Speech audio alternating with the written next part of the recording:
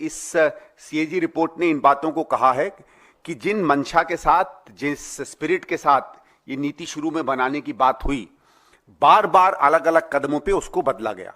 ये था कि ज्यादा से ज्यादा लोग इसमें भागीदारी करें। वो सिमट कर जहां पहले 77 लोगों को इसमें भागीदार थे, होलसेल का काम करते थे, वो घट के 20-22 हो जाता है, बल्कि 14 हो जाता है। ये 14 ऐसी संस्थाएं हैं जो आपस में संबंध रखती हैं, कुछ इस देश के एक ऐसे हिस्से से आती हैं जहां संदेह की स्थिति बनती है कि वहां के राजनेता या उनके परिवार के लोग हमारी आपकी सरकार के साथ संबंध बनाकर चलते हैं। इन सब पर भी गहराई से बातचीत होनी चाहिए, क्योंकि जो बात हम लोगों ने कांग्रेस के मंचों से बार बार कही है कि शराब नीति के बनने के 8-9 महीने पहले से इसकी बारीकियां पब्लिक चर्चा में आ गई थी।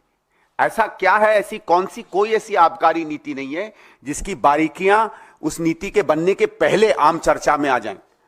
और ये बहुत से लोग जो इस बात को जानते हैं, सरकारी अधिकारी इस बात को कह रहे थे कि आम चर्चा में इसलिए आ रहा था क्योंकि सरकार और शराब के ठेकेदारों के बीच में और उससे संबंधित लोगों के बीच में इस नीति का बार बार चर्चा हो रही थी, जो अपने में दिखाता है कि ये सरकार अपने विवेक से नहीं,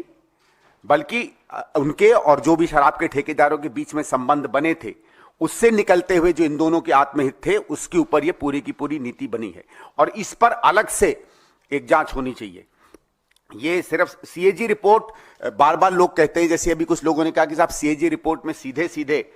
भ्रष्टाचार का शब्द नहीं इस्तेमाल हुआ। सीएजी की रिपोर्ट में कभी भ्रष्टाचार का शब्द नहीं इस्तेमाल होता है।